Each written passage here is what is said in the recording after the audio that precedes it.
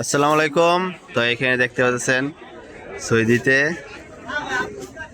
অবৈধ বাজার। এটা হলো সৌদির অবৈধ বাজার। মসজিদের সামনে প্রতিনিয়ত এভাবে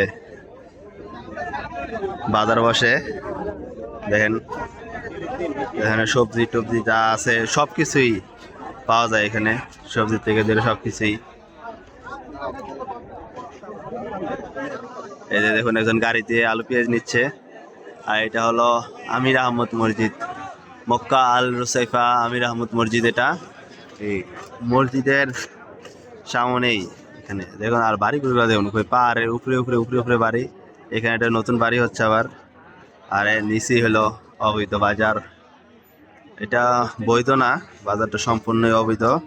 মসজিদের সামনে বাঙালিরাই বেশিরভাগ বসে এখানে, আর ক্রেতাও এখানে বাঙালিরাই সব। দেখেন বাজারটা, এইগুলো বাজারে আপনারা যাবেন, এইগুলো বাজারে গেলে সব কিছুই কম দামে পাওয়া যায়। সব সব জিনিসপত্র কম দামে বিক্রি হয়ে যায় এখানে। তো আমার এই ইনফরমেশনটি ভালো লাগলে অবশ্যই ভিডিওতে একটি লাইক কমেন্ট শেয়ার করবেন, এটা আপনাদের কাছে চাওয়া।